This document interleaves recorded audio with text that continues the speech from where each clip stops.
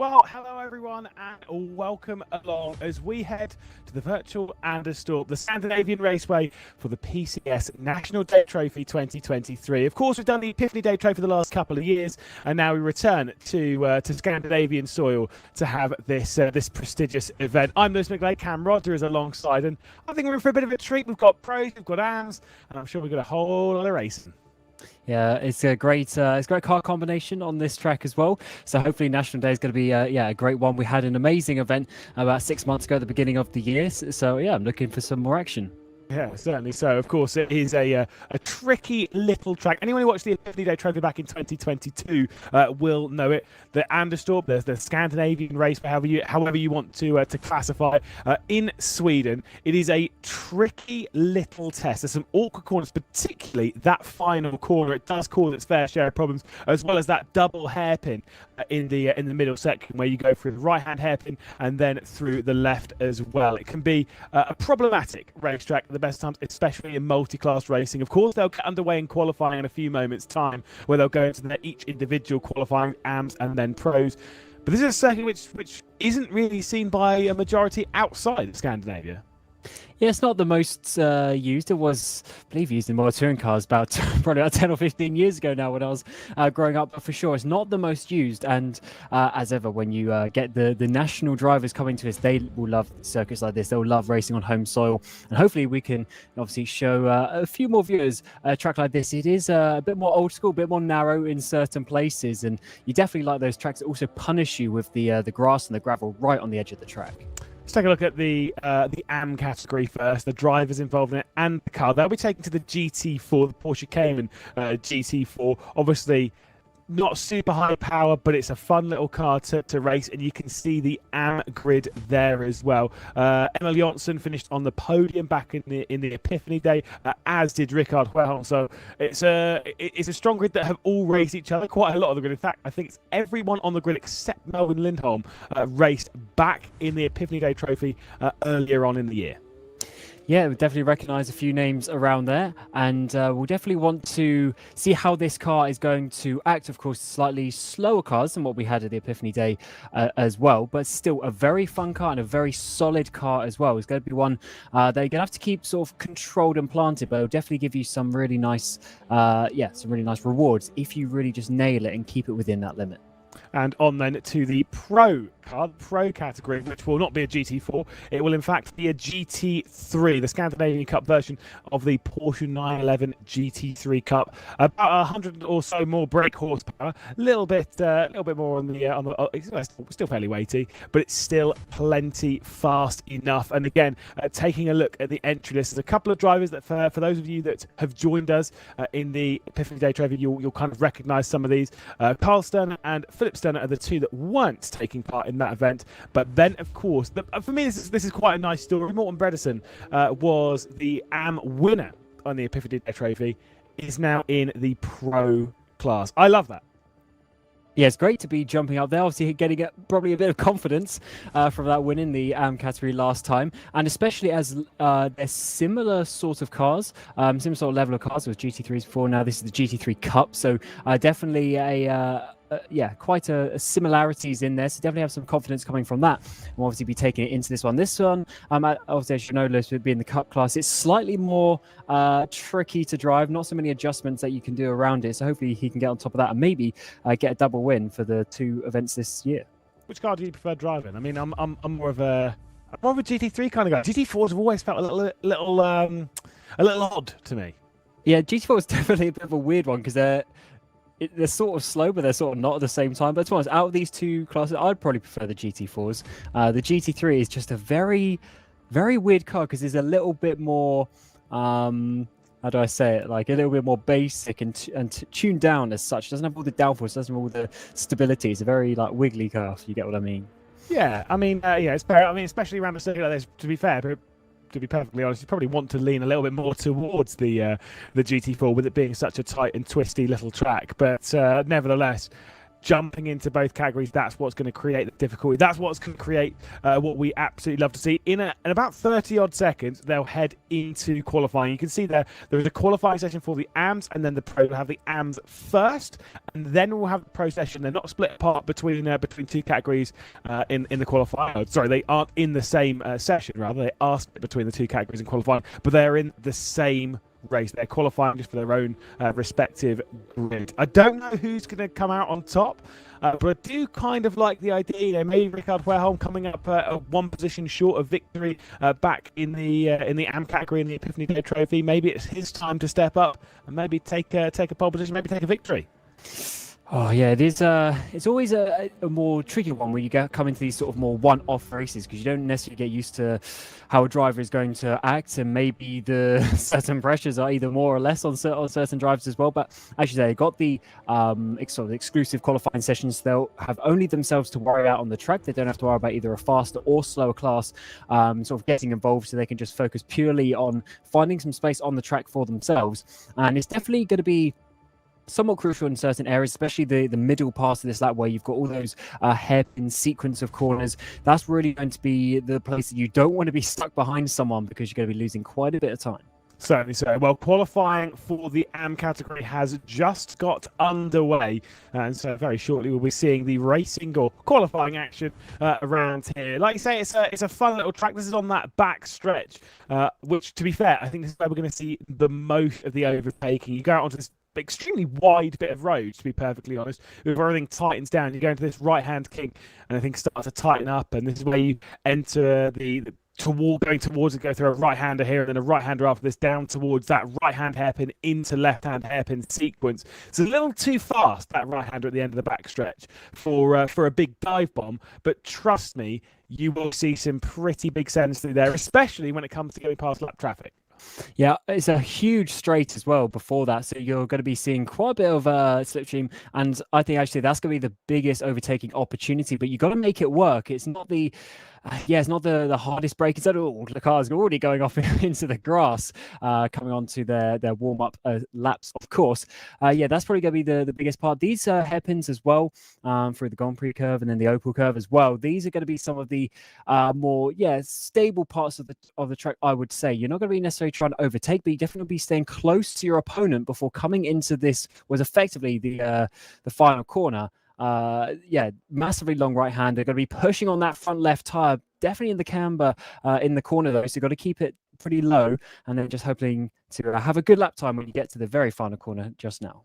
Yeah, and like you say, it is quite tricky. It looks a little tighter on the track map than it is, but it is quite awkward. So you go through that right-hander into the tight left. You also see someone off there in the background. So it's not playing for everyone in this qualifying session. That is obviously not even on their qualifying lap. This is building up onto their qualifying lap, which they're on now. We'll see them come down the backstretch up towards that fast right-hander, which I can only guess that in qualifying scenarios is just intensely difficult. Yeah, it's going to be a bit of a tricky place. As you see, they're all going down the inside, all over the gravel, trying to find some space for each other, and that's not going to be the fastest lap of their session. They definitely have to come around, and this is why you have to find some space on the track. You don't want to be getting too involved with some other drivers around you, and as you see, they're just non-full car. They're just slowing down a bit and trying to find the clean air. Really, in some sessions like this, almost having clean air is what's going to make your lap perfect, rather than doing the absolute best preparation on the outlap, etc. It's definitely, you just want to have a nice lap with no distractions. Yeah, this is looking at Anders Brisenheim, I do believe, heading into this towards the final sector.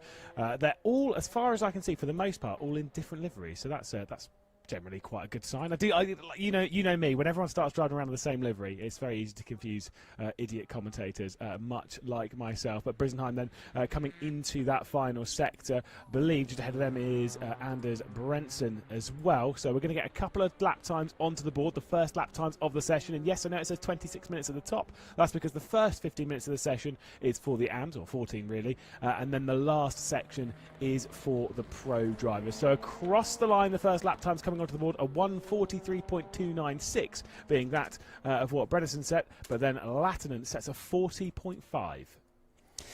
Yes, so definitely a little bit of a gap coming in. There are actually some close times are coming in now. Just 66 thousandths per second with Granholm and Latin in there at the tops. That's a bit more like it. And I'm sure Bernison is going to be trying to improve on that next lap. So you'll definitely see them getting a bit faster as this session continues. But we definitely, of course, want to see some nice close racing and some close lap times to come with that. But once again, just trying to find some space. When you do get a differential in the driver performance as such, it is a little bit more difficult to find some clean air on track, as we're getting some nice battling already in the qualifying session. Yeah, obviously track position's king, especially around a circuit like this. So heading through, it's like you kind of want to navigate it as quick as possible, as you would do in any session, but it's more just about getting into that track position. It's not that dirty air is particularly troublesome to drive in, certainly not in GT4s. It'll be more prevalent in the GT3 category, but it's more that you want to remove as many distractions as possible. You want the track to effectively be by yourself. It's a difficult circuit at the best of times, but when you kind of get behind 3 or 4 cars, when you're trying to navigate some of the slower ones, obviously you know with the AM category that they're a little, there's a bit more of a pace differential from front to back that you know, like I say, it causes the odd problem here and there. Yeah, it certainly does. And obviously we're going to see when we get to the race the differential in the car categories, but also if there's differential in the drivers, you can have like little mini subcategories. But generally what we see actually is you always see in sort of similar situations like this, you always get a really close midfield. But even up towards the top now, we've got Brisenheim there getting just 1.5 tenths behind pole position, and we still have of course quite a few attempts for them. So already the top 3 so close, and really that is just the absolute just micro slide will help you get back up to the front there. Yeah, it's like you say, these cars, they generally they need to be slid around a little bit. You need to have the confidence the rear end's going to stick when you are kind of carting aside. That might be a little bit too much from Latin coming down towards the back stretch and going into that right-hander at the end of it. And like you say, you do want to slide out a little bit. They don't have that much power, but you can get it, you know, really foot stuck to the ground as you're coming through, and you need to take as much advantage of that as possible. More so on the run, like coming out onto that back stretch. That's where it's really key.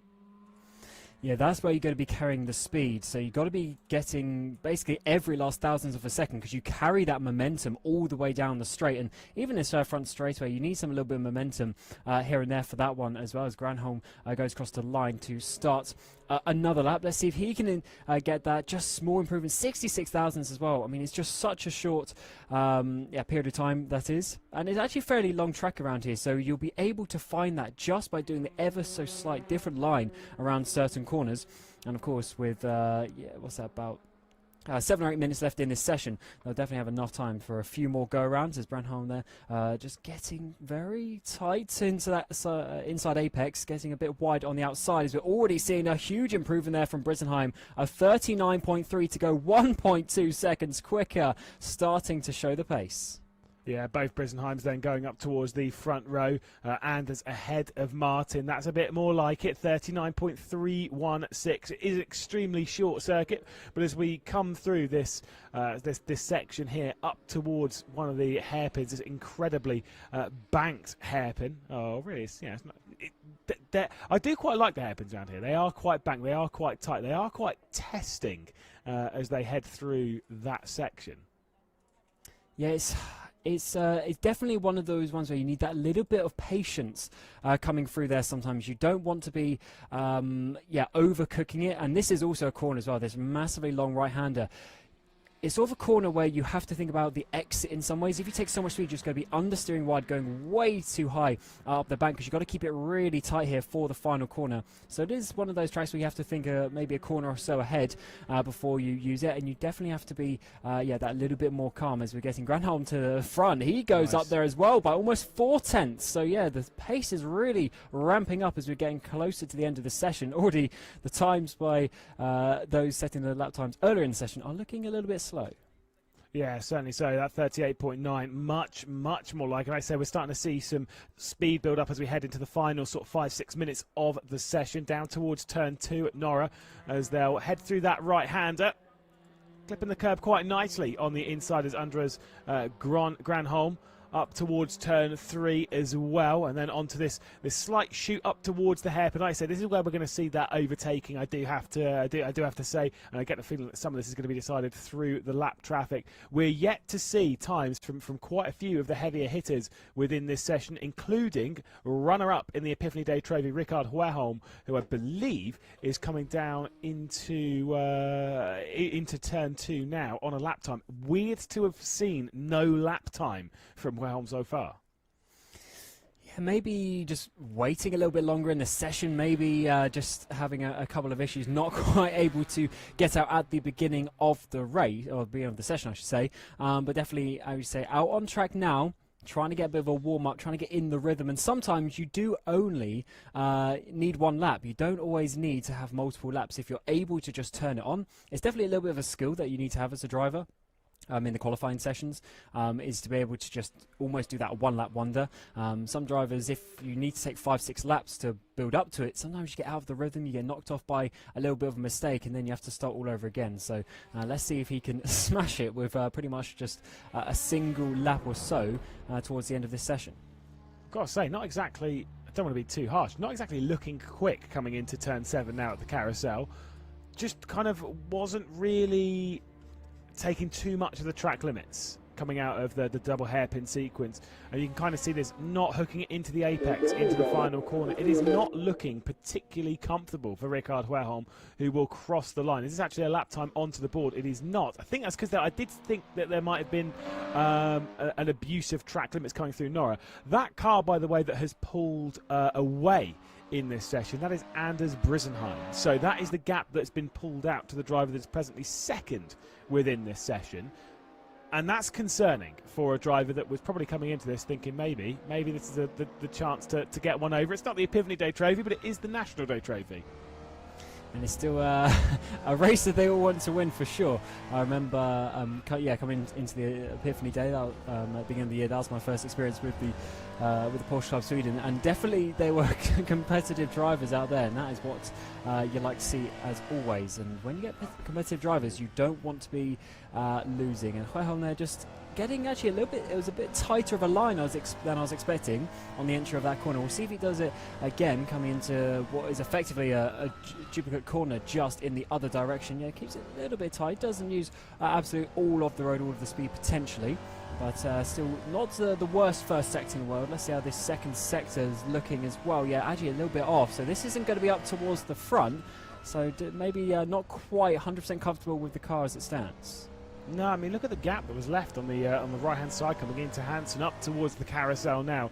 Absolutely agree. Going through turn 4 was just kind of turning in exceptionally early, far too early. And it was just pushing the car up the circuit too far, not allowing you to kind of diamond off the corner, take that later apex. You've almost got to treat it a bit like Luffield at Silverstone. I think there's a bit more banking, so you can kind of, well, to be fair, you can treat it like a NASCAR circuit. I know obviously that's a right-hander, but still, that's kind of how you want to treat those both of those corners. They're slightly more than 180 degrees, but they have plenty of banking to assist you through the exit of the corner and allow you to take that all the speed out onto the stretch afterwards. I'd have to say the second of those hairpins is far more important, but still, it doesn't mean you can blast over the first one.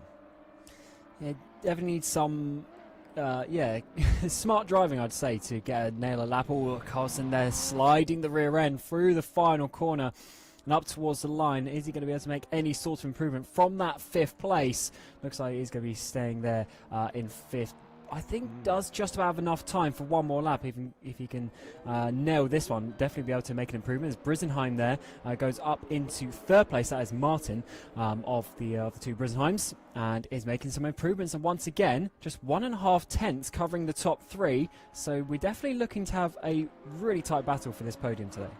Yeah, a quarter of a second over the top 4. Look at the gap from Brisenheim to Granholm. Only 16 thousandths of a second. Ulf Carlson trying to get involved with that to some degree, but more so trying to take hold of 5th position in this session. Has a tenth or so over Rickard Huerholm. And we will say, you know, in this kind of race, we know that it's definitely consistency is far more important. It's only a half-an-hour race, but you've got to keep it on the road, as we'll see. Ulf Karlsson going through turn 4 up towards turn 5. A little bit of curb usage on the exit, but you can get away with a bit more than that in a GT4 car. Not using too much of the entry as well. We'll see what the second sector is after they've come out of this hairpin at Opel up towards Hansen. That was, see, that's kind of what I was talking about, but a little bit too much over the other end. Yeah, and that's why these long hairpins are actually really difficult, because you have to commit to the throttle really early, and if you get it wrong, you don't find out until about 2 seconds later when you're exiting the corner and you've gone a little bit too wide. So Karlsson definitely losing a bit of time down that back straightaway on the sort of the infield straight as such. Through the final couple of corners now, through the carousel and into the final corner, just in maybe a little bit wide there, but let's see it coming across the line. Gone down to P6, can he get himself back up into that P5 that we saw at the beginning of the lap? No, it's not going to be. It's going to be P6 for Karlsson as he finishes his session.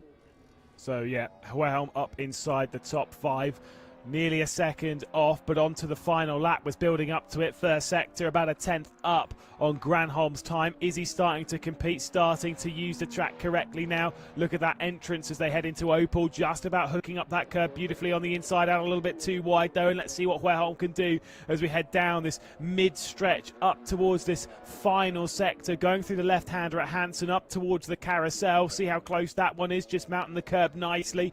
Wilhelm trying to compete towards the front, hasn't looked particularly great in the earlier stages of this session, but is having a bit of a comeback story himself. Got to pull it over to the right hand side, heading up towards the final corner, but going out a little bit too wide, going through the carousel. Is he going to be in a bit too deep in the final? I have to say yes, I think he might well have been. He's in 5th position at the moment, trying to get within quarter of a second of pole. Was it across the line?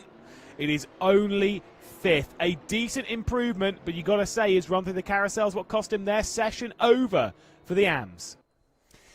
Oh, it's already the pros coming out on that back stretch. Yeah, Wilhelm there with the final seconds of the session, putting in a really solid lap. Definitely, as we've all got drivers in the gravel already, the pros just needing probably an extra lap to warm up those cars. But certainly for Wilhelm there, he'll be pretty, I'd say pretty happy with that overall, considering the first couple of laps we saw really seemed to take a few laps to get up to speed in that machine, but in the end able to be 3/10 off, and those top 5 looking to be very, very close indeed. And as things change to the slightly faster cars, I definitely have to say though, the AM class I think is going to give us some great battling during the 30-minute race.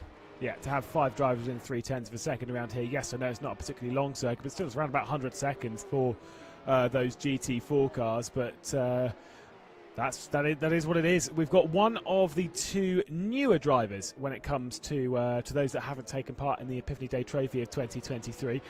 This one being Carl Sterner. Philip Sterner, I believe, I was thinking was directly behind, but I think that might be Karlström. Heading through the final corner. Actually, it might be Luthi. Heading through the final corner then to start the lap time. This is where we're going to see quite a large pace differential, but look at that, already straight out towards the wall. Tyres seeming to be hot enough into that first corner, and we'll see if Carl Sterner gets that run out on effectively onto the runway. It's called the flight straight for a reason, and that's why it's so damn wide.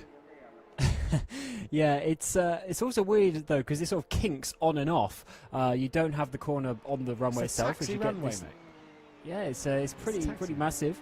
Comes into this really tight section though. That corner, the Nora corner, is so tight, and then you come into basically an identical corner to the right as well, and that really just slows you down. And it's going to be, especially on the first lap, I think those 2 corners, there might be a little bit of carnage there when you see everyone sort of bunching up against each other. Then coming through these awesome hairpin corners, you see a little bit too much curb there in the mid part of the corner. That is going to hinder his exit a little bit, using too much of the exit curb as well for this 99X machine. And then coming through the left-handed sequence, yeah, once again trying to get a little bit of a later apex, get a straighter run down this back infield straight. Yeah, I mean, like I say, it was a little bit too much curb being taken, particularly through the mid part of the first of those 2 hairpins at T4. This is then heading into Hansen up towards the carousel, not out too wide as well, going through Hansen. But to be fair, I think you can get away with that a little bit, because you want to pull it back over to the left-hand side of the circuit into this final, quite awkward sector. I'm not sure how many degrees the carousel is. I think it's probably close to about 250 degrees all the way around. It's obviously not a circle, but it's not a million miles away. It does just keep going and going going and going. So the first of the GT3 times then across the line, it will be Sterner, obviously, up towards the top on a 33.2. The other Sterner goes 3/10 behind, so it's Carl ahead of Philip, where Morten Bredesen goes in between. Certainly does, very close up to the front, less than 1/10 of a second, so it looks like we're going to be getting close battles in both classes. But what we did see from the AMs just a short while ago was the lap times ramping up and increasing quite a bit actually over the course of the session. So we've still got just under 11 minutes to go, so there'll be plenty of laps available. If they stay on track, that's sort of another 5 or so laps that they're going to be able to fit in and really have a good crack at this. And Sterner improving massively actually by almost half a second in that first sector, and the car is really starting to get up to temperature now and really starting to work and use the ability of those tyres. Yeah, like you say, just I think still turning in a little bit too early, running out a little bit too wide going through Oborn. You kind of got to say, as much as still up on a decent time, there's plenty more left into the tank. Into Hansen, see if it goes out to the right-hand side once. That's a bit better. That's a bit more like what I was expecting to take that corner, of course. Then pulling it back over to the left into the carousel. And let's just ride on board, see how long this keeps going for. It's still going, it's still going, it's still going, and it is still going. It finally ends right into a braking zone for the final corner, where you just brush the curb on the inside, punch it out towards the line with a 33.2 to beat, which this should comfortably demolish it with a 52.5. It does seem as though these cars are getting faster and faster, only about 6 seconds faster than the GT4s, but I've got to say there's plenty more left in the tank.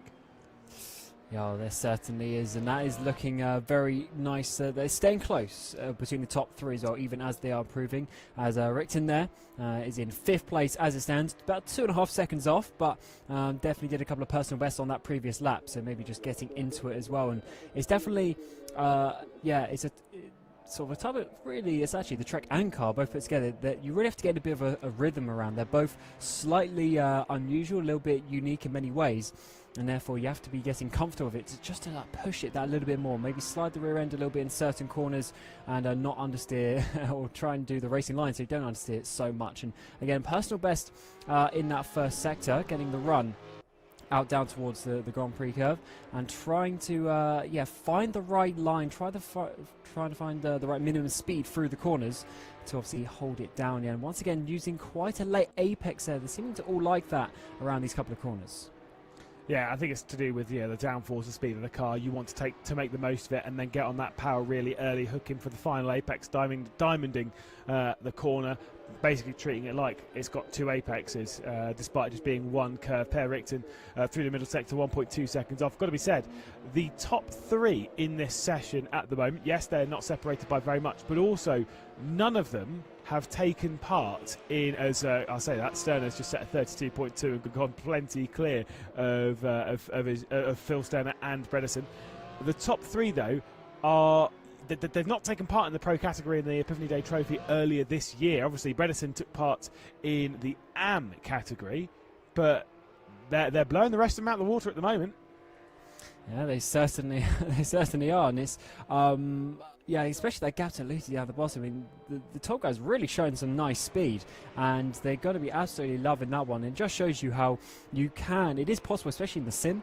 It is very possible to jump between the different classes and the different styles of cars, and really sort of show your talents. There's a little bit less of a barrier to get up to those sorts of speeds, which is a great thing to see. As Bredesen there, actually just leaving a little bit on the table there on the exit. So definitely a little bit more time able to come in this car. Slightly slower in that first sector though, by just by a couple of tenths. So maybe able to find something in this middle part of the track. Any slight improvement, actually, just 5,000, 6,000 will put him up into 2nd place.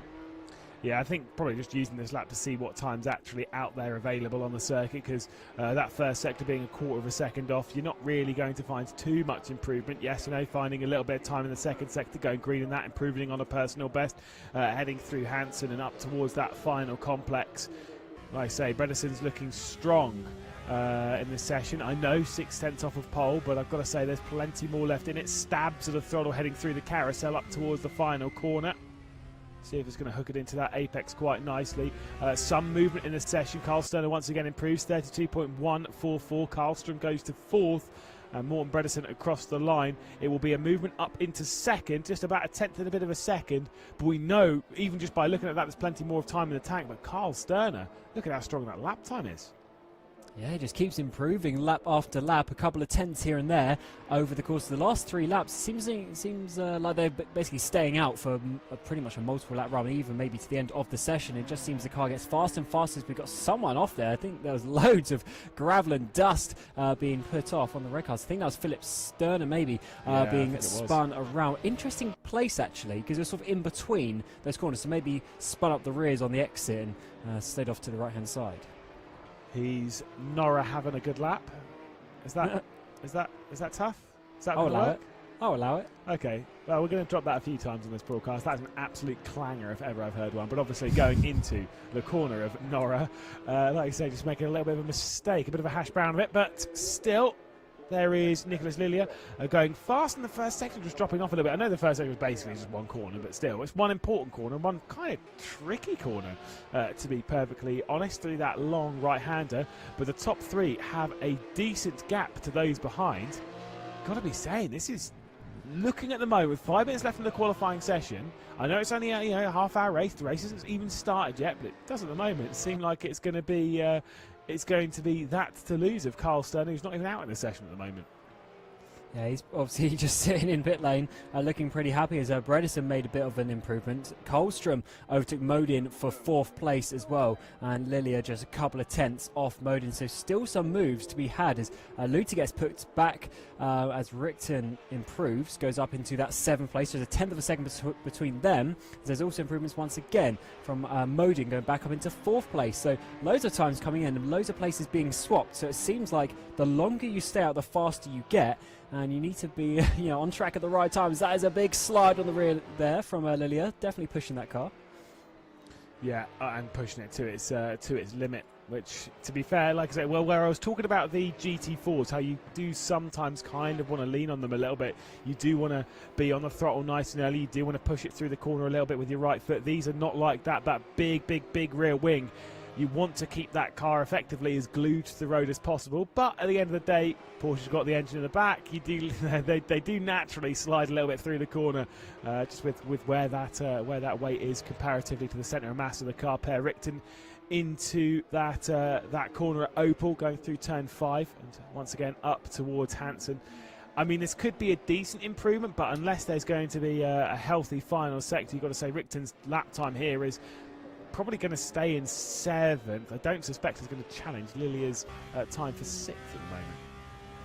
Yeah, maybe not as old Karlstrom there, just swapping back with Modin again. They've traded places on the last sort of 3 or 4 laps between them, and now erected into that final corner. A bit of a pretty decent line actually, leaving a tiny bit on the exit of the corner. Can he get any sort of position? So it's not going to be, but actually less than 2 tenths to Lilia though, so if there's some small improvements in the last couple of laps that he'll have, he can definitely get that position for what will be P6. 3 minutes left in the session.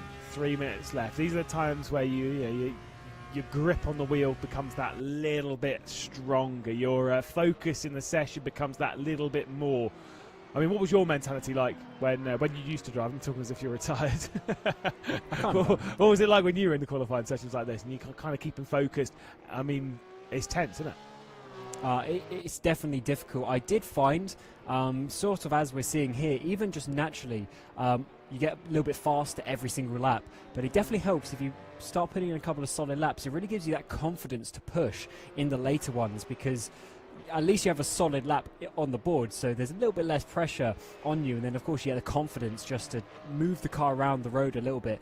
I definitely was not the best qualifier in my day though. The top guys, they just have a certain ability, it seems, to be able to bring it out when it matters. It's definitely not a tricky thing, and it's definitely a completely different driving style to how you drive in a race.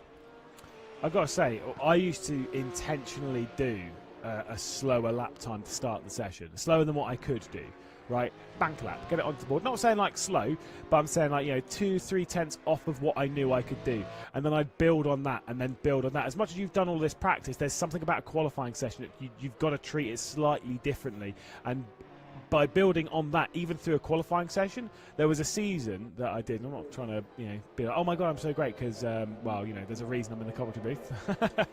It's because, definitely past my best. But there was points where it would, I think, in one season it was a personal best, basically in every single qualifying session, based on all, personal best from the qualifying, from all the practice times. It was, like I say, you're just building yourself in the session. You're treating it as if it's this whole different beast. And there is a methodology to qualifying, which Morten Bredesen has just overcooked going into turn 4. And won't be able to get back out because, as ever in RaceRoom, you have to finish your lap within the session, and we're into the final minute. So you already need to be pretty much halfway around this lap if you want to be getting that lap time on the board. As Stern here coming through the final couple of corners, not improving on his own time into the final corner now, but maybe just trying to get some more practice laps effectively, not pushing 100% to the limit. But Carl Sterner is looking like he's going to be your pole position winner, and even just over a tenth of a second. So that's almost 3/10 improvement in that final sector. Definitely showing he had a little bit more lap time on the board as well. Yeah, so Andreas Granholm and Carl Sterner will be our pole sitters. Sterner in the pro category, the AM category to Granholm, as we'll see any final improvements across the line. The session is still live for another 10 seconds, so if anyone's close, there might be the odd improvement here and there. But whilst Carl Sterner looks dominant in the pro category, you've got to say Andreas Granholm does not. Yeah, I think it's going to be very difficult because also a 30-minute race will come into the consistency factor as well. So I generally think that any of those drivers, if they can put some consistent laps together, I think they'll be able to take the victory. I don't think it's going to be just about the all-out speed. So it's going to be a close battle.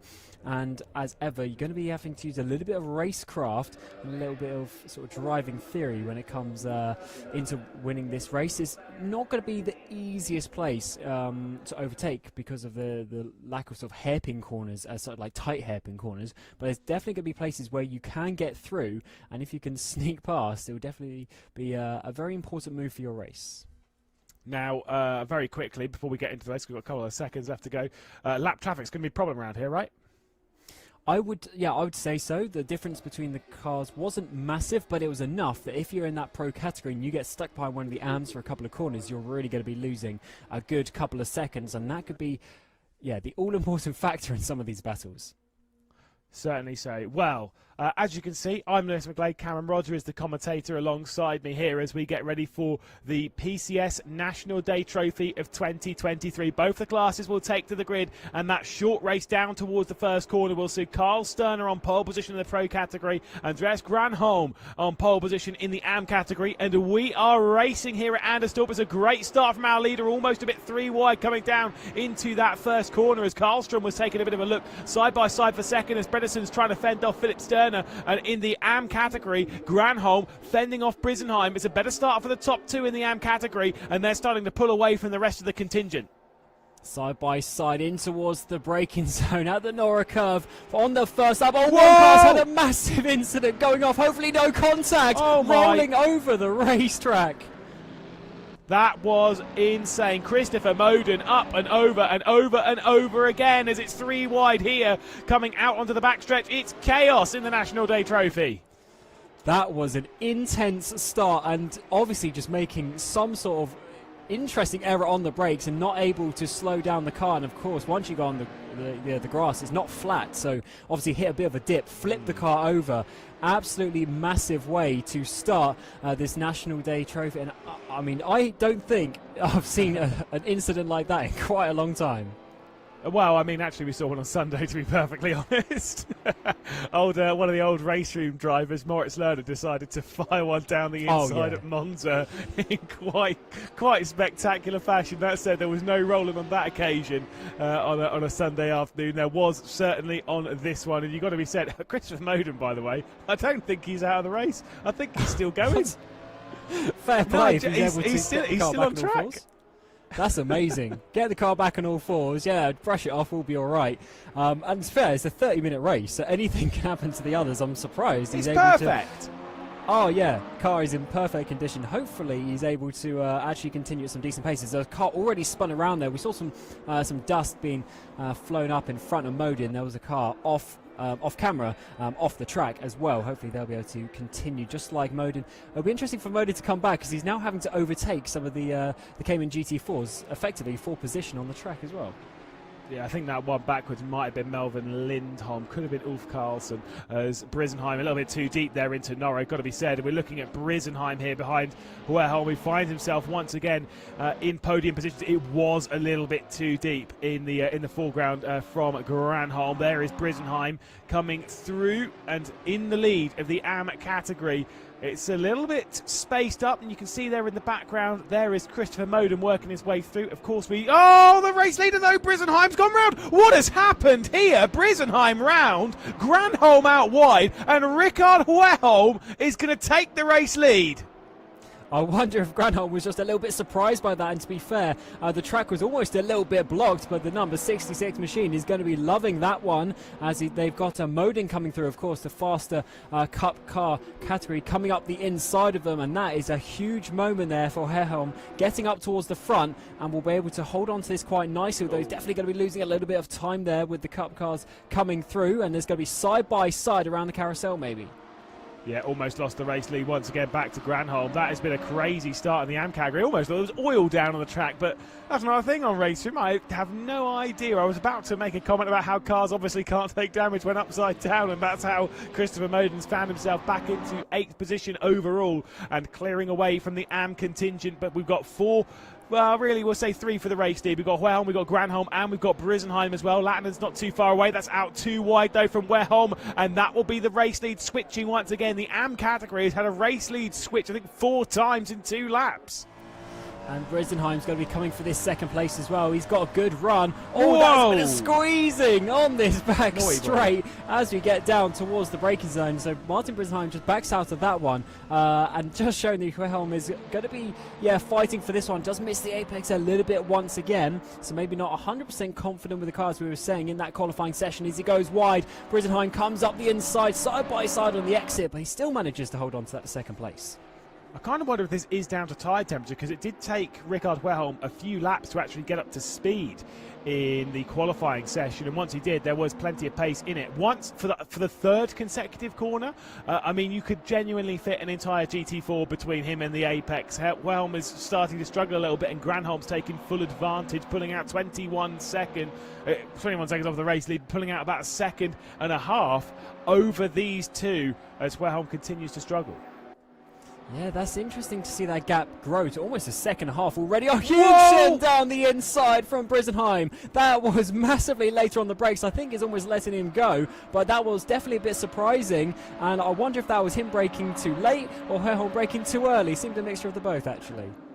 I mean, he pulled it up to the apex, to be fair. I think it might have been a bit too early on Huerholm's point of view, but that would have been a very scary moment.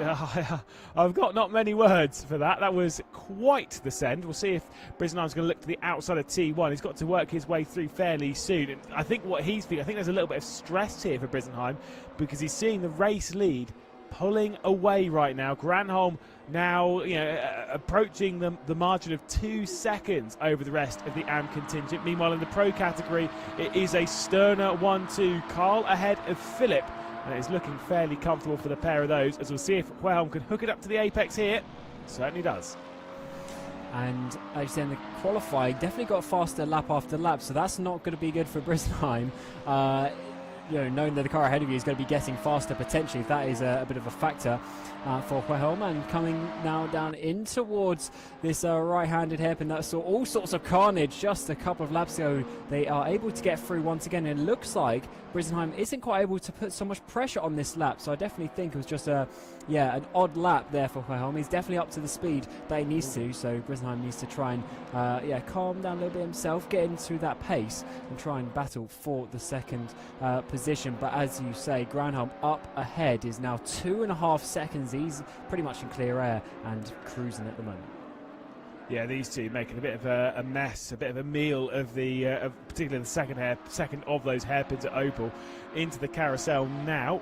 And if you listen in, you'll hear them just basically kind of stabbing the throttle a little bit, particularly towards the end. It's like bam, bam, bam. And it's not them shifting down gears. It's just an on-off, on-off, on-off, on-off throttle, trying to get it coaxed through the corner, almost trying to kick the rear end out a little bit to encourage a little bit more of oversteer, a bit more of a slide, get that rotation going. In for a defensive line. Rickard Wehrholm goes, hooking up the apex early at T1, back out onto the flight straight, and it does seem as though Brisenheim is the faster of the two at the moment. But I've got to say, Granholm has set sail and has pulled away. He pulled, to be perfectly honest, he pulled about a second between the from these two once again, going into that double hairpin sequence as Svensson hanging on from Ulf Karlsson.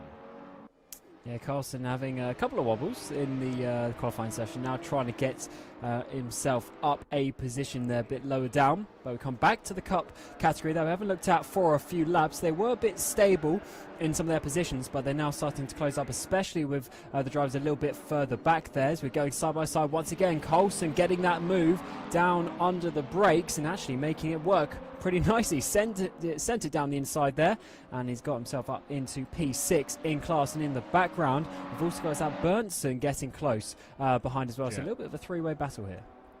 Yeah, but there's a four-way battle, five-way. Oh, no, it's a four-way battle. I was getting a bit too excited then looking at my timing screen. But there's a four-way battle for fourth in the pro categories. We'll see here, Latin under pressure. Brisenheim down the inside, sending in maybe too deep, going into Hansen. No, it's not. It's perfect from Brisenheim. Out wide, though. That will be a switch, as that is, that is Brisenheim that's gone way too deep.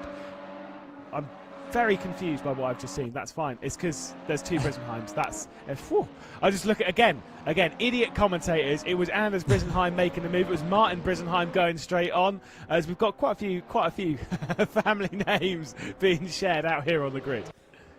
Yeah, I'll tell you, it's definitely been a very action-packed first sort of 9 minutes of this race, with drivers going off left, right and centre. Hopefully they can calm down just a little bit. But this is the battle thing that you were just mentioning in the pro category for sort of P4, 5, 6, 7, all on the same piece of tarmac, trying to find some room for them. Lilia is the focus of our screens. Karlström right in behind, actually looking quite racy there in that number 10 machine. Oh, just slide in the rear on the exit, though. That is going to lose him some momentum coming down into the final sector, but certainly looks to have the confidence and the pace in that car. Just needs to find a way past, sliding it once again on the apex of Hansen. Got to say, some of these drivers are not driving as if this race is 30 minutes. There's a lot of slipping and sliding going on, and that tells me surely it's going to overcook and wear out the tyres. These tyres should absolutely be able to do half an hour, no problem, when it comes to the degradation. But when it comes to the thermal nature of the tyre, surely it seems as though some of these drivers are going to struggle.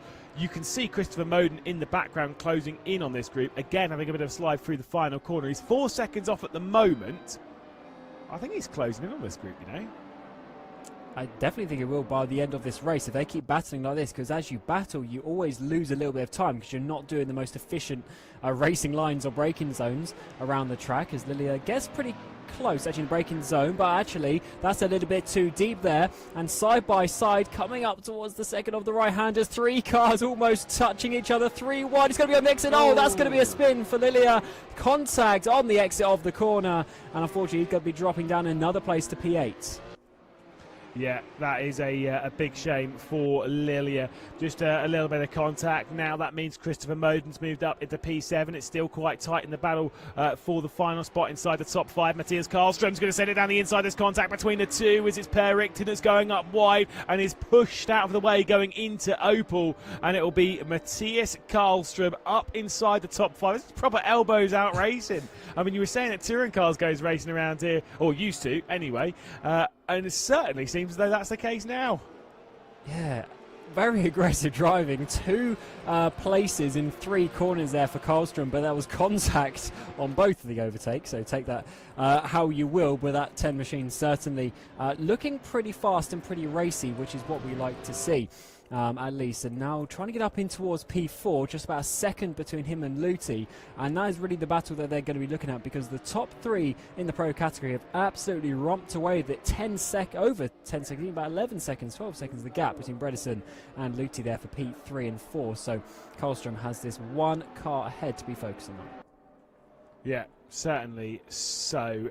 Down then into Norra, Matthias Karlström trying to close back in or gain fourth position. The top three have cleared away, 4.2 seconds. The race lead, Carl Sterner ahead of Philip Sterner going through turn 3 and out onto this little back stretch. It's starting to spread itself out just a touch here, but the battle for fourth position in the AM category, Latinum versus Brisenheim, they've continued to chop and change between the pair of them. It's looking like we're not done fighting in either of the categories, certainly not, and we're approaching the halfway point of the race. Yeah, Martin Brisenheim, after being off the track a couple of laps ago, is now looking to get back a position. This is going to be for P4 if he can make it. Down the inside, no, to the outside, maybe, no, back to the inside in the braking zone. Has the car track position just about, but actually just backs out of it a little bit coming into Norra curve and is absolutely chunking the inside curve there. So definitely showing he's got the speed, just made it a little bit of a mistake a couple of laps ago. He needs to try and fight his way back onto the podium. The good thing for him is those three cars all on screen are the three cars for position. So if he can have some good racecraft over the next couple of laps, then he will definitely be able to get up into those positions. Just needs to find a way past, firstly, Lattinen up ahead. Yeah, let's see. Oh, that's going to be a big send from Brisenheim on his recovery charge after going off at what would be the next corner. There's been someone else off. Will that be Rickard Huerholm? There was certainly some dust and stuff picked up. Maybe it was just someone running quite wide. Brisenheim's made his way through on Lattinen. I'm not sure who was up on the circuit there, but there was certainly a lot of dust. Yeah, the drivers like to use the track limits around here, it seems. But as we mentioned in the pre-show, this track definitely has the natural track limits, so you do get punished as such for going wide. You are going to be losing time, and that is why we see the drivers pretty much sticking all four wheels on the tarmac around this particular circuit. A bit more of an old school circuit. You can definitely use a little bit of curbs there, especially that final corner, but you'll never see the drivers just running all over even two wheels past the white lines around this track. Brisenheim into the hairpin, Karlström all over the rear end, and now the lap traffic becomes part of the picture. Diving it down the inside, that is Gert Svensson. They've just made their way through. Paul Luthi, though, misjudging the run through Hansen, and there is the switch. Matthias Karlström working his way up into fourth position, now going into the carousel as they all navigate that back marker.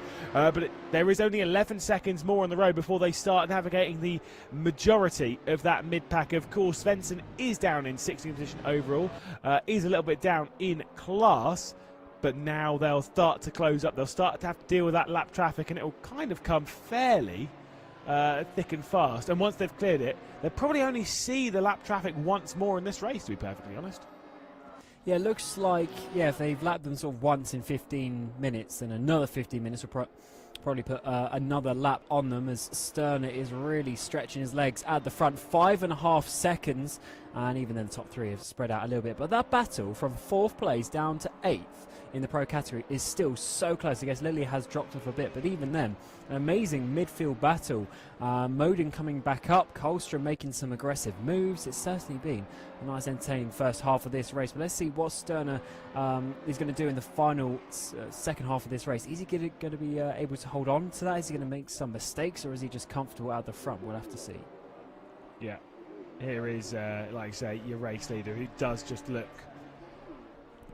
bulletproof. I don't know if that's really the right term, but at least from what we've seen in qualifying, was the dominant driver in that qualifying session. Has looked extremely strong throughout the running here as Lilia and Richten switch over. I think Richten's had a problem. I think Richten has had a problem. 8th place at the moment, and now dropping right the way down the back and off the back of the field.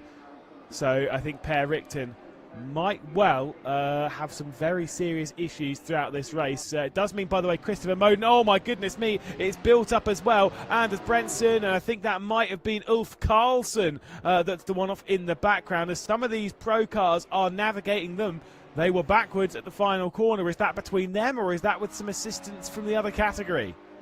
Yeah, I wonder if they were trying to overtake themselves, as you say, if that was collateral damage from maybe one of the pro cars trying to come through. Not always the best thing to see, but Luthi here is trying to defend as Modin is coming back past. He was upside down at this very corner, but now he's going to be making up a position up there in towards P5. Amazing comeback from Modin in just about 18 minutes of this race. Incredible to see the the way a few minutes can turn around for you. As I said, he was upside down, got back on four wheels, has overtaken multiple cars of the slower category, and still has half a shout at that fourth place. As actually is going to be fourth place, as Kolstrom's made a mistake. Yeah, it seems, to be fair, I remember this from the Epiphany Day Trophy in 2022 when we came to the Anderstorp Raceway. It has caused a fair few problems. It is a difficult little track, and like you say, some drivers have really, really overcooked it, whether they're the pro category or the AM category. They're all kind of over driving just a little bit. What we do know is both our race leaders are in comfortable positions, 7 seconds clear Carl Sterner. Granholm had to deal with some early difficulties, but has now pulled nearly 8 seconds on the rest of the field. It's around about the 7.8 second margin that he's got over Anders Brisenheim. Rickard Wehrholm finds himself back onto the podium, looking for yet another one. Did have one earlier on in the year and is looking for one here as well. Yeah, it's certainly looking comfortable for a couple of drivers. Well, as you say, it's a little bit chaotic. For the other half of the drivers, it's a very interesting way that we've seen the opening parts of this race. Just extending his lead once again. Is that another car off there at the Grand Prix curve? Someone in the background, I think, has definitely had a bit of an off. Who is that? Was that Wehrholm maybe going off the track? Insane to see so many drivers struggling with these corners, especially when they're up towards the front of their category. Wehrholm there in fourth place and still actually within a bit of a shout for a podium, but going off the track, just showing you how easy it is to make a mistake around these old school circuits that just give you absolutely no relief if you make a bit of a mistake. I've commentated on a lot of races in sim racing. You know that. I don't think I've seen a race with this many single driver mistakes in 20 minutes. There have been so many. And also the fact that they're still sort of battling for positions as well. It's not like they've just completely dropped off and they're half a lap behind. Maybe that's actually because everyone's had issues up and down the field. It's definitely an interesting one. So we come back to this battle with Kolstrom trying to go around the outside of Luthi in towards the final corner. That will be an amazing move if he can make it stick. Dives it up the inside. Actually, no, he does not, because actually Luthi makes a mistake and Kolstrom goes through. Yeah, there's another one to add to the list. Tick, Nicholas Lilia almost made a mistake in the background as well as he's closing in. What are we watching here, ladies and gents? Bredesen, by the way, speaking of battles in higher up positions, Bredesen and Sterner very close indeed. They've gone through some various parts of lap traffic, including Rickard Wehrholm, that car in the background. Once they've navigated their way through all of that, they do have to get past Brisenheim in the distance, but it does seem as though the likes of Philip Sterner might not be in the most comfortable position to take the runner-up spot and make it a Sterner 1-2. Bredesen wants a little more from this race, and we know as a quality driver has had victory in the AM category in the Epiphany Day Trophy and is now looking to get up a little bit higher. Race victory in the pro category I think is a little out of reach, but you never know with the mistakes that's been made today. There could be one due for Carl Sterner. Unfortunately for him, the lap traffic there, the number 22 machine of Brisenheim not getting involved, so needs to try and get through on pretty much his own pace. I did see in the foreground though there was another car, maybe will have some helping hand as we're into the final 10 minutes, sliding it though on the exit of the final corner, not having the best exit and losing a little bit more time. But Bredesen, he was, I think, up in second place at one point, so has had that pace, but is starting to drop off now, over a second behind Philip Sterner there for second place.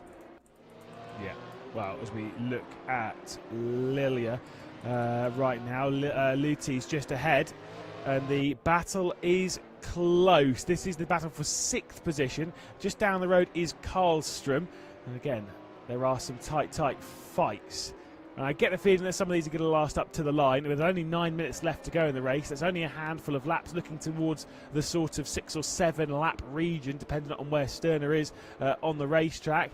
This is the tightest battle on it. There's no battles at present within the AM category, although Huerholm, I do believe, might be closing in on Brisenheim as they come down to Norra. That's Norra the apex. That's out wide goes Luthi. There's the second time I've used that joke this broadcast as Nicholas Lilia gets down the inside.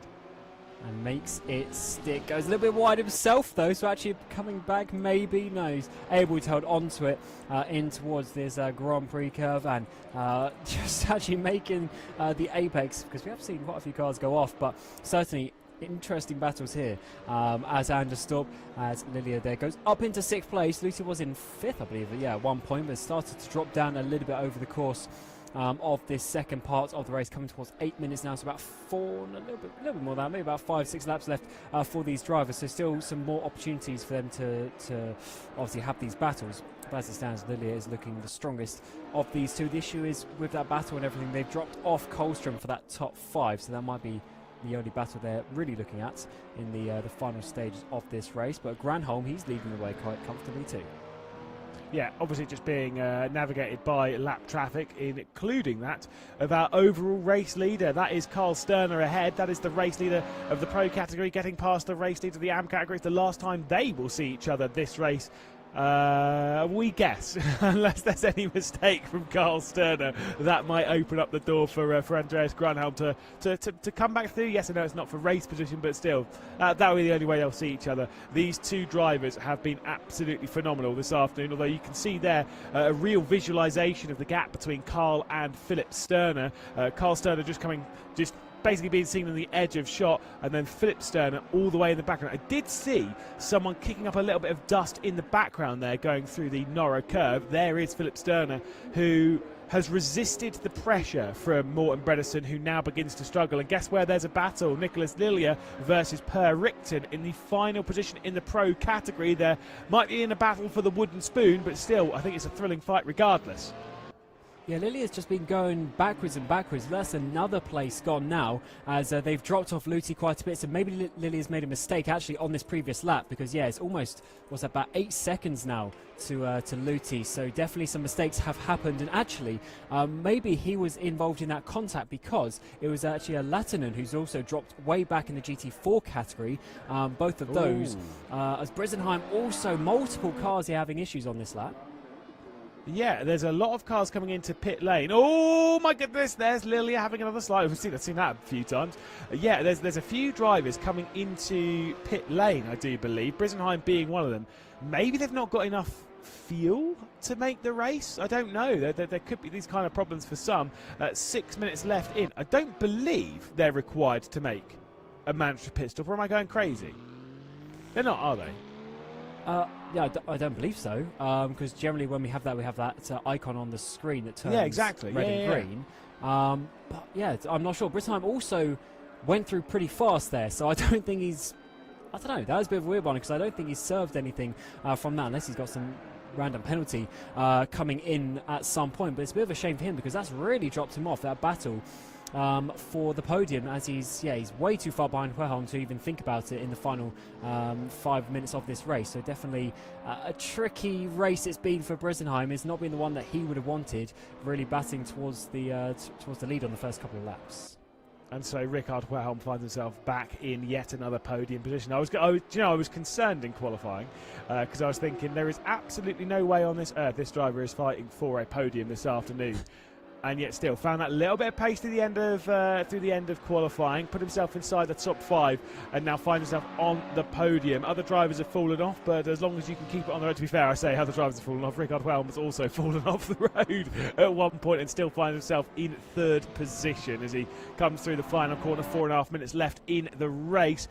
Some tight battles. It's still Nicholas Lilia versus Per Richten, but it's now out to just over a second. Morten Bredesen starts to struggle, by the way, in the final phases of this race, because his gap to Philip Sterner has gone from 1 second and under and challenging for 2nd place to making a couple of mistakes, and that gap is now over 4 seconds. I did wonder, we were talking about this earlier on, as to whether some drivers might be overdoing their tyres, might be overdriving the car, might be pushing it to its limit and then beyond some.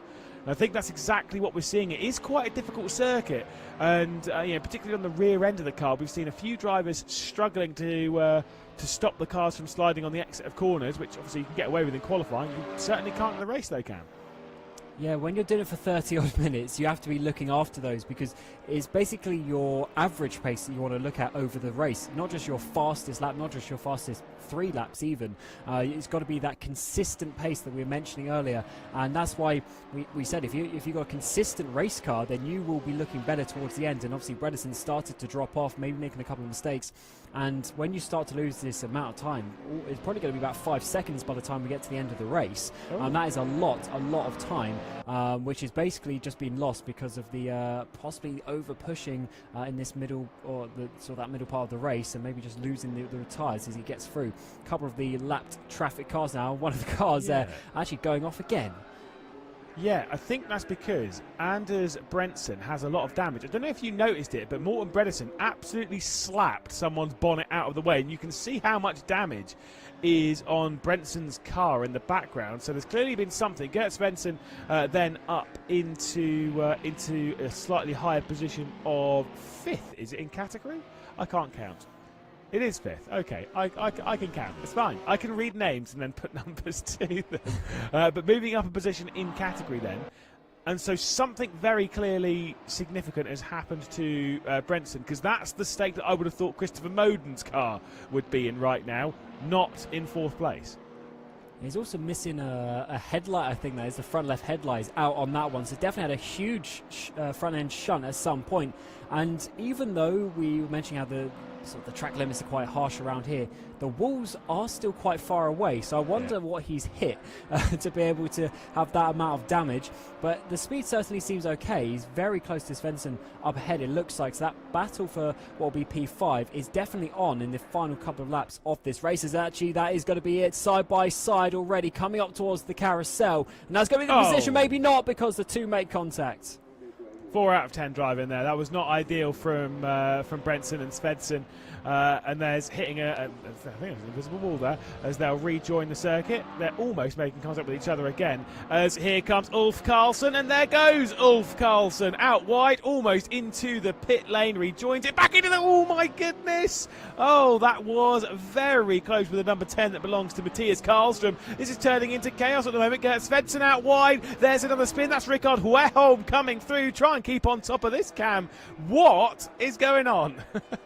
Karlsson there making a meal of that final corner, actually twice really, making the first contact with the slight rejoin, but definitely before that, obviously Bernsen there having some chaos, not sort of causing him to go, Karlsson to go off the track as well. And yeah, the driver's just slowly reacting in a couple of these into the final minute of the race now, has gone back to the leader of that category. It's been pretty calm for him, but behind him the cars have been going, I think pretty much every car behind him actually has had an incident in this race.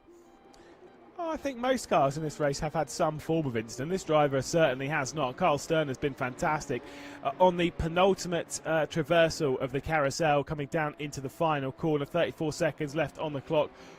I mean, to be fair, has been kept at arm's length with Philip Stern. I think if there was a mistake from Carl Sterner in this race, I think he wouldn't win. Right, and so that's kind of what we expect from the pro category, where you shouldn't be able to make too many mistakes and cross the line as a victor.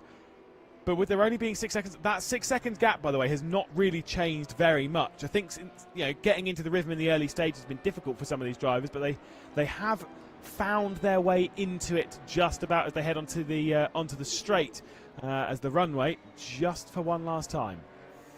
Yeah, I was just thinking that as well. The gap hasn't really expanded, so Philipson has definitely had some really good race pace in the second half, but unfortunately just losing too much time in that beginning, and as you say, putting the pressure on. But if obviously you don't make a mistake, and it's very difficult for those paces to swap around. So Carl Sterner just showing you that the consistent part of the race is definitely going in his favour, and obviously just doing an amazing job today, holding it out strong at that front. Not really having to look too much in his mirrors, just putting some consistent times, and that is why he looks like with just a couple of corners to go, he's going to be taking victory today. Yeah, up to Hansen for the final corner, for the final time rather, and then going round the carousel. Carl Sturner's had pole position. He had it by around half a second, and we were kind of concerned as to whether he would do exactly what he's done, which is run away from the rest of the field. He's been closed in a little bit by Philip Sturner. Listen to the stabbing of the throttle one final time into that last corner. And the 8th and final turn is complete. Carl Sturner will cross the line and will take the PCS National Day Trophy in the Pro category. We'll be hearing from him later on as to how he did it. But that was a fantastic drive from Carl Sturner. Philip Sturner across the line to make it a Sturner 1-2. Bredesen will make it onto the podium, meaning the 3 drivers on the podium are new to us. They weren't in the Pro category in the Epiphany Day Trophy earlier on. Morten Bredesen rather, has done a really good job to move up into the Pro category after winning the AM category in the Epiphany Day Trophy. And Andreas Granholm is coming through the final corner. Yeah, he certainly has had a great battle there at the front, at least in the first couple of laps. Then once he got into lead, he's just absolutely gone away with it. But actually in the background, Anders Brisenheim has dropped off on this final lap, and it's going to be Huerholm, who struggled so much in qualifying, is going to get second place in class in that number 66 machine. So great improvements from him throughout the day to finally get control of that and get on the podium. Yeah, certainly so. There is a look at Richard Huerholm, who actually found himself, found himself second in class. There is Brisenheim, who's been off the road going through Hansen there, and now goes through the carousel, so up to 3rd position. But yeah, it's been well, that's fair enough. That's into the pit lane once again. We've had a difficult day for some drivers. I think that's the best way of putting it. No? Very difficult day. Interesting, Brisenheim coming in, because didn't he need to finish the race there? I'm pretty sure he did, but definitely some things going on there with him. But it seems like he's going to be getting the podium, so definitely a chaotic race around Anderstorp, and definitely some fun action. We've seen cars upside down. We've seen side by side, basically side-by-side action throughout the way, and it's definitely been a very interesting race here today. Well, there is your race results. We'll read them out. Carl Sturner, Philip Sturner and Bredesen rounding out the podium in the Pro category. Moden somehow recovered to 4th position. And then we get Karlstrom, Luthi, Richten and Lilia rounding out the 8 cars across the line in the Pro category. Fast lap being taken by Christopher Moden on his recovery charge. Granholm taking victory in the AM category along with Huerholm and Brisenheim on the podium. Brentson, Svensson, then Carlson, Brisenheim, and then Lattinen and Lindholm being your drivers in the AM category. I mean, like we say, we've enjoyed doing the Epiphany Day trophies. You joined me for the broadcast a bit earlier on in the year. We know these could be a bit crazy events. That's the joy of them, to kind of celebrate these National Days of Sweden and have a little bit of fun along the way here on RaceRoom.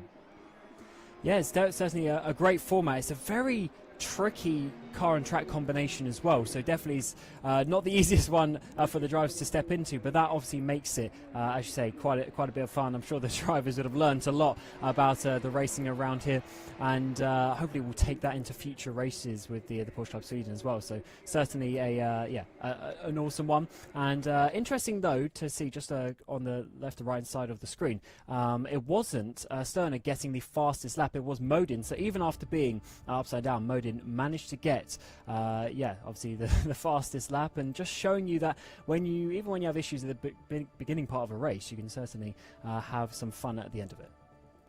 Well, we'll go to the interviews now, because I do believe we'll be joined by our AM winner. Let's see if we can hear from you. Andres, do you have a line? Can you hear what I'm saying? Yeah, I hear you loud and clear. Perfect. Now, talk to us about that race victory, because it seemed like all of the work was done in the early stages. It looked like it was a crazy start to the race in the AM category. Well, I had a really good start, and well, I actually don't know what happened, but I had a good start, and I tried to go with the faster cars, and well, I kept the speed up, I kept the concentration up, and that probably did it. What's the most difficult part of this racetrack? Because it does seem like it's tight and twisted. We saw a lot of drivers making mistakes today. For my sake, it's actually the first turn to have the speed with me, and well, there are a lot of tricky parts if you want to go fast. And, well, I don't know actually, but the first one is the most difficult for my part. And But it was a really good race. Sorry. No. I was going to ask, what's it like? What's the emotions right now after taking a victory in the National Day Trophy? You know, it's a bit of fun and all that kind of stuff. You know, you're still representing. You're still having a good day. You're still enjoying it. Definitely, it's an awesome feeling actually. The first national trophy, and I did my best, and I'm very happy for that. And that actually, it was enough. I'm really excited. Good. I'm glad you've had a good day. Andreas Granholm, our winner in the AM category. Thank you so much. Thank you very much, Lewis. Cheers. I mean, again, what a brilliant drive, Cam. I'll bring you back in very briefly, but you know, to have racing like that, it's a lot of fun, and clearly emotions are high. Yeah, absolutely, and I think especially obviously the couple of races that we do, the Porsche Club Sweden over the course of the year are on national holidays as well, so it's a bit more of an importance. It's not just like a random race. It's definitely something that you want to win, you want to get your name on, and obviously, thank them for coming for interviews as well after that, because it's always good to hear a few words, see what they're feeling like, and definitely, as he was mentioning, obviously a couple of corners around here quite tricky, so definitely one that's a bit more difficult to win, so it's nice to see that they're happy, and obviously the racing has gone pretty well too. Yeah, it does show that. I mean, we kind of thought this with the Epiphany Day Trophy as well, but it does seem it's even more so here in the National Day Trophy. That, I mean, this is more so the track. Obviously, we're not racing Hockenheimring, we're racing here at Anderstorp. Survival is the #1 thing. Yeah, even in a shorter race, in sort of a sprint race format, you've got to be getting to the end of the race for a starter, but then also you've got to be having no issues, and that's really what we saw with Sterner at the front. If you keep yourself consistent, you keep yourself out of issues, then that is what's going to ultimately win you the race. Because when you're in these sort of more one-off races, you're not going to get everyone practicing for weeks and weeks and weeks for it. So there's always going to be a few mistakes here and there. So if you can keep yourself out of those issues, then obviously that's going to be good. Unfortunately, we did see a couple of drivers get caught up in issues sort of second hand, but hopefully we'll see some improvements over over the course of the next sort of races that we do in this series. Now, does that, seeing the mistakes and stuff, seeing the difficulty around the circuit, does that make the victories for Sterner and for Granholm more impressive? The fact that they've been able to keep their cars on the road for the entirety of the half an hour. I know it's only half an hour, but it's a half an hour of pushing quite hard and enjoying it. I mean, I'd say so. When you have the easier tracks or the easier races, there's less sort of satisfaction that you get with that. Definitely when you have a harder race or harder track in general, it's definitely a bit more rewarding when you can nail it, especially for 30 minutes. Well, I mean, it's still a sprint race, but it's still quite a long time. There's quite a lot of laps you've got to link together, and you've got to really be getting in a bit of a rhythm. So if you're able to hold on to that and, link all the corners together and not really making mistakes, getting your braking zones right, that is definitely going to be a nice feeling after the race. Yeah, so well, I mean, what do we make of the drive of Morten Bredesen then? So obviously coming in here from the AM category, moving up into the Pro, but still getting onto the podium. It's still challenging, by the way, for second in the early stages. I mean, to be fair, it was about 2/3 of the way through the race. Yeah, definitely, I should say, sort of changing categories is not always the easiest, especially there'll be a tiny little bit of extra pressure coming into that, so he's definitely obviously held on to that pretty well. And going obviously further into the race, when you start having a couple of maybe issues, maybe battles that sort of put you off your rhythm a little bit, you've then got to get back in that rhythm, got to be able to hold on to the car. Unfortunately, obviously lost out on that second place, but still getting on the podium is a really good achievement, and obviously you still beat sort of about 6 or 7 other people in your category too. Yeah, obviously Carl Sterner and Philip Sterner rounding out 1 and 2 in the category. Kind of them two on debut, really, because obviously we haven't seen them in the Epiphany Day Trophy earlier on in the year.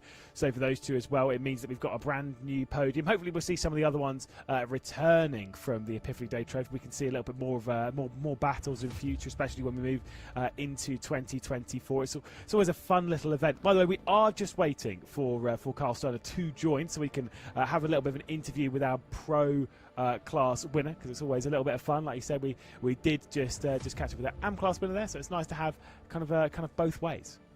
But, Yeah, absolutely, and obviously continuing your point with the two Sterners coming into this, obviously they probably didn't have any expectations, so to jump straight into it and get a 1-2 is going to be really happy for them. Obviously, I'm unaware, but I would hope to assume maybe they're brothers or something like that. And obviously, when you're racing, I always don't. I never guess.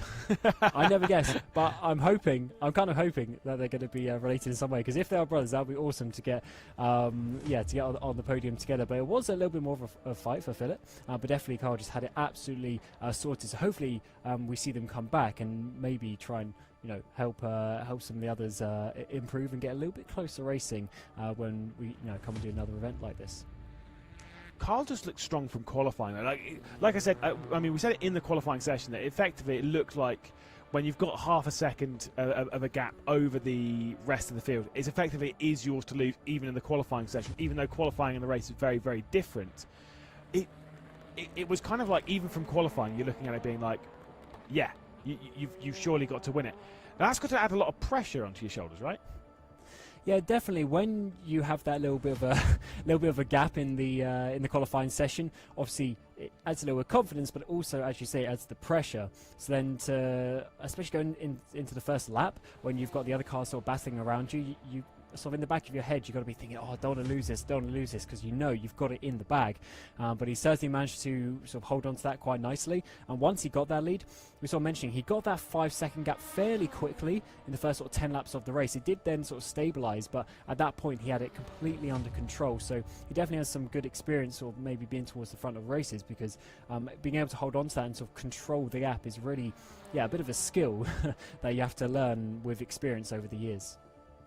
Yeah, there is the kind of thing of like, when you're driving around, especially on circuits like this where it is quite risky, you've almost got to tell yourself that you've got to drive at 95%. Now, some drivers are really not good at driving at 95%. You kind of might wonder, how is that the case? How can you be not great at driving at 95%? It's just it's doing what you're doing, but doing it slightly slower.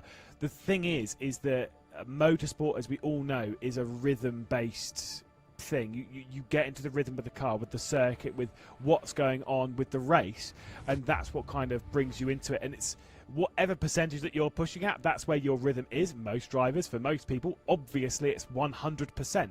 To then bring yourself off of that, where you're removing the risk of mistakes, that can actually cause more mistakes counterintuitively by bringing you out of that rhythm.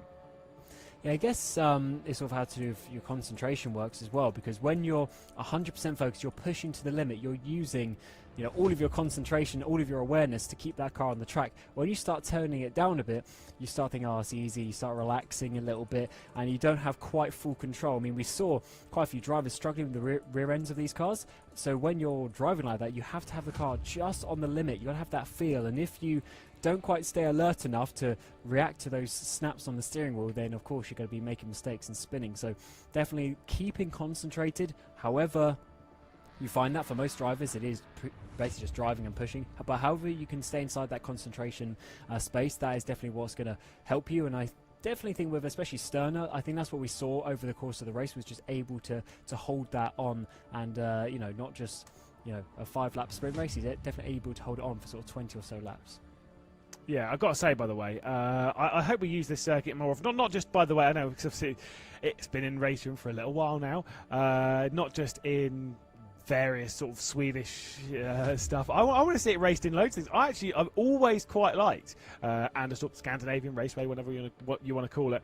I've always quite enjoyed it. It's a little bit of a test, a little bit technical. There's a lot of circuits out in Sweden that are absolutely fantastic, and this is one of them. It is really quite difficult, but I think the GT3 is probably arguably a little too fast for it. But like you say, something like a touring car or something around here is just it's so much fun. There's a good little rhythm, especially to that middle sector, especially for me the final 3 corners. You throw it through Hansen, through the carousel as well. It just keeps going and going and going. That said, touring cars are generally front wheel drive, and I can understand that corner might be a little difficult. And I don't know if it was ever designed for that, but I think that is definitely the sort of speed of car that you're going to have around this track. As you say, GT3 cars will probably work. I think maybe it's a little bit too narrow in some cases, but yeah, it's definitely an amazing circuit, and it's a bit of of an interesting one because it's a more old school circuit. As you were mentioning earlier, there's only really about 8 corners on the track, which is something all these more modern tracks, even for the distance we have all these little tight twisty sections. But this does have some flow to it, which is really good. And yeah, as you say, hopefully we can use it again at some point for some other series. Touring cars is, as you say, probably best suited for it. But even the GT4s in some sort of GT4 or any of the sort of the newer cars that have been added to RaceRoom as well of that ilk, I think are definitely a pretty good batch for it. To be fair, I could imagine that taking the Porsche GT3 around here would actually be kind of fun. I mean, we've all done it on various other sims and stuff where you've taken a car like an F1 car that's far too large for a karting circuit, still around Buckmore because why not? So I guess it's not quite in that vein, but it almost is. If it is a little too big for it, sometimes you've just got to try it. I'm sure the rhythm's there. I'm sure the rhythm's quite good. I mean, hey, we live in the United Kingdom where we frequently take GT3 cars around circuits that are far too small for them, and it still kind of works. So maybe there's a bit of a rhythm on that standard. I mean, to be fair, I'm almost kind of tempted to throw a GT3. Maybe we need to 1v1, Cam. Yeah, see if we can see it'd be faster. Probably you, actually. Annoyingly. I'd be down for that. It is, it is a great circuit. I don't know if we're ever going to get like a Swedish Grand Prix around this, as you say.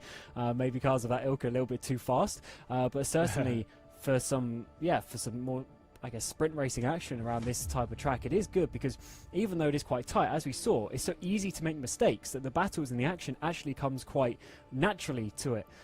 So yeah, I mean, I'd be open to having some sort of some battle around it. It's definitely a pretty fun and a unique type of track.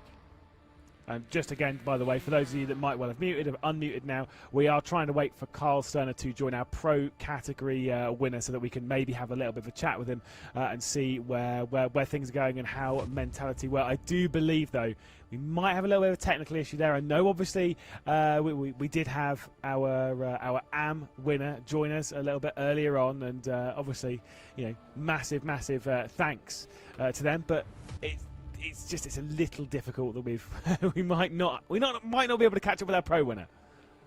Yeah, it's a bit of a shame because, especially obviously being new to Porsche Club Sweden events here on RaceRoom as well, definitely we would have wanted to see what he has to say, and had a very solid qualifying and race, but sometimes these things happen, unfortunately.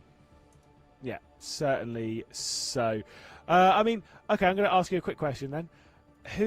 Which one's the more impressive victory, the AM or the Pro? Now that's kind of it's a tricky one, and also trying to pick favourites or whatever. But which one's more impressive to you? Yeah, I'm just trying to obviously look over the times. I definitely think from just the control side of it, I think Sterner did. I think for the GT4s of Granholm won it, but there was so much carnage behind that. I think the gaps are a little bit more difficult to say. So definitely, I'd say Sterner from that point. Just how he controlled that second part of the race with the gap just staying pretty much constantly, had it. Yeah, all under control. Good. So it means that we disagree then, because I actually think Granholm's was slightly more impressive. Again, nothing against Sterner. I thought it was a fantastic, dominant drive, but the idea that you've got to fend off that early crazy chaos it's a bit wild.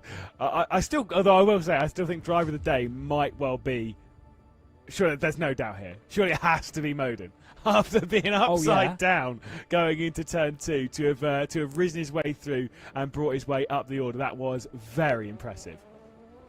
Yeah, certainly was. And also, we didn't actually quite see what happened. I wonder if he was pushed or if there was a mistake there. But either way, at that moment, you're not thinking, like when you're going upside down, you're not thinking about getting to the end of the race at that point. So for him to then calm back down and get back in a rhythm and overtake all those cars, because he had to overtake the lapped cars effectively as well, even though they were technically 4 positions. So yeah, pretty good. Then obviously to overtake the cars in his own category in the way that he did was very forceful, made the moves, and overall he had a pretty nice day as well. Okay, now I am almost. I was told that he was ready. We'll give it an almost, and then maybe we can bring our pro winner in of Carl Sterner. It's been a long wait, so this best be a good interview, by the way. Just saying, no pressure, absolutely no pressure whatsoever. But after a dominant drive, I mean, what's the bet, Cam? 50-50. The Sterner's brothers. Maybe it could be a father. I don't know. Father and son. Who knows? I'm hoping on brothers, because it is always good when you see them from other Yeah, from other series, I know quite a few brothers that have been racing, so hopefully, obviously, we'll get the answers to that. Or maybe they're not related. That would be the funny part, if they were not related and they just randomly had the same name, because obviously you do see that quite often as well. But yeah, I'm going to say brothers. That's going to be my call for that one. Yeah, no, I do commentate on a driver called Nico Christodoulou, and you might recognise the name Christodoulou from the world of GT3 racing with Adam Christodoulou. Absolutely no relation. We'll try voice only, so potentially now might also be 5 seconds, but okay, right, we'll see. So we'll see. Carl Stoner, can you hear me?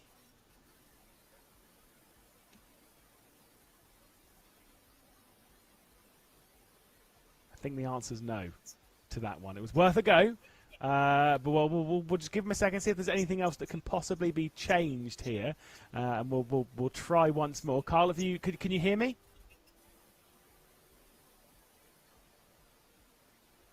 Unfortunately not. Unfortunately not.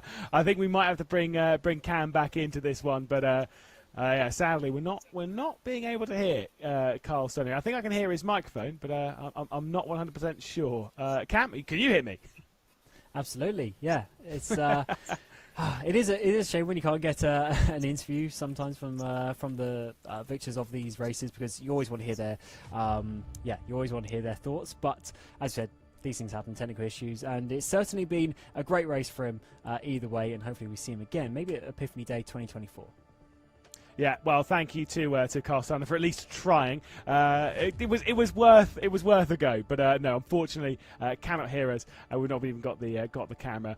Got to give a big congrats then to Carl Stoner, and of course to Andreas Granholm, our winner in the AM category, Carl Stoner in the Pro category, and to all of our drivers having taken part. We will on the broadcast now, but fingers crossed in future that we can get interviews at the end as well, because we always want to hear from our drivers, but just a couple of technical issues here. From myself, McGlade, from Cameron, Rodger alongside, and from Captain Coffee, from Christo behind the scenes. This is the end of the PCS National Day Trophy 2023. Maybe there'll be more later on in the year, or we'll have to just wait until 2024 as the Epiphany Day Trophy will return. Thank you so much for joining us throughout. I hope you enjoyed all of this racing action here at the Anderstorp Raceway. And until next time, we'll see you around, and bye-bye.